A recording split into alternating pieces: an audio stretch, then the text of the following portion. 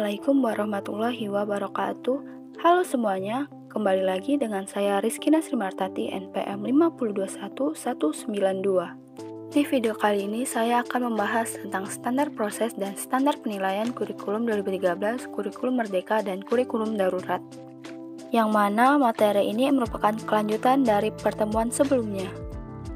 Untuk mengetahui bagaimana standar proses dan standar penilaian kurikulum 2013, kurikulum merdeka, dan kurikulum darurat, simak videonya sampai habis ya. Yang pertama akan dibahas yaitu standar proses kurikulum 2013, kurikulum merdeka, dan kurikulum darurat.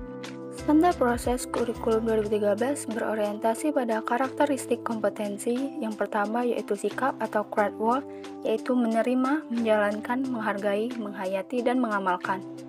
Kedua, keterampilan atau DRICE, yaitu mengamati, menanya, mencoba, menalar, menyaji, dan mencipta.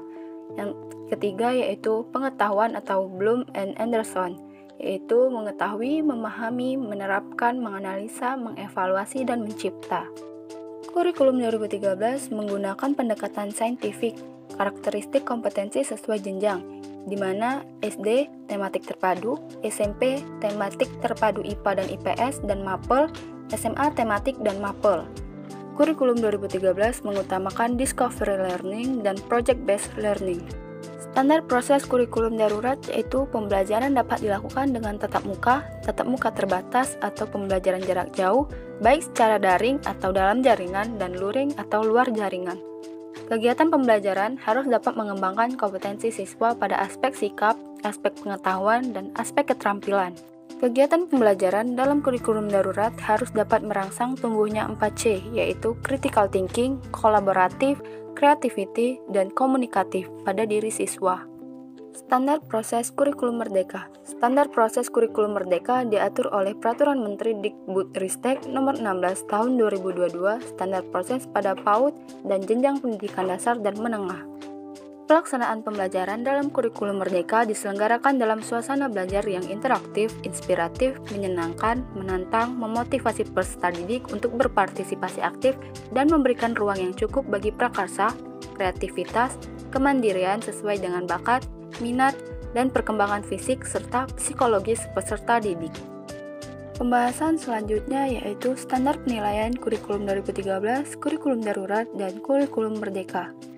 Standar penilaian kurikulum 2013. Ketentuan mengenai sistem penilaian kurikulum 2013 diatur dalam Peraturan Kementerian Pendidikan dan Kebudayaan Republik Indonesia Nomor 53 Tahun 2015 tentang penilaian hasil belajar oleh pendidik pada pendidikan dasar dan pendidikan menengah, yaitu penilaian hasil belajar oleh pendidik adalah proses pengumpulan informasi atau bukti tentang capaian pembelajaran peserta didik dalam aspek sikap, aspek pengetahuan, dan aspek keterampilan yang dilakukan secara terencana dan sistematis.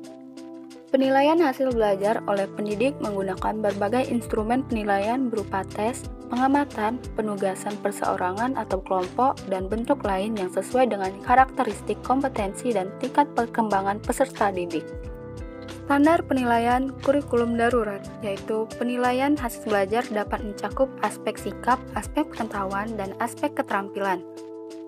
Penilaian hasil belajar dapat berbentuk portofolio, penugasan, proyek, praktek, tulis, dan bentuk lainnya yang diperoleh melalui tes daring atau bentuk asesmen lainnya yang memungkinkan ditempuh secara jarak jauh dan tetap memperhatikan protokol kesehatan atau keamanan. Penilaian meliputi penilaian harian atau PH, penilaian akhir semester atau PAS, dan penilaian akhir tahun atau PAT. Standar penilaian kurikulum merdeka.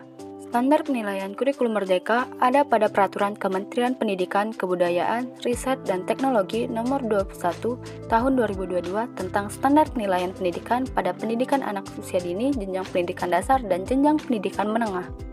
Bentuk penilaian kurikulum merdeka dari hasil pembelajaran peserta didik yaitu berupa penilaian formatif dan penilaian sumatif. Penilaian formatif bertujuan untuk memantau dan memperbaiki proses pembelajaran serta mengevaluasi pencapaian tujuan pembelajaran. Dan penilaian sumatif bertujuan untuk menilai pencapaian hasil belajar peserta didik sebagai dasar penentuan kenaikan kelas dan kelulusan dari satuan pendidikan. Nah, itu tadi pembahasan mengenai standar proses dan standar penilaian kurikulum 2013, kurikulum merdeka, dan kurikulum darurat. Semoga videonya bermanfaat. Sampai jumpa di video selanjutnya. Wassalamualaikum warahmatullahi wabarakatuh.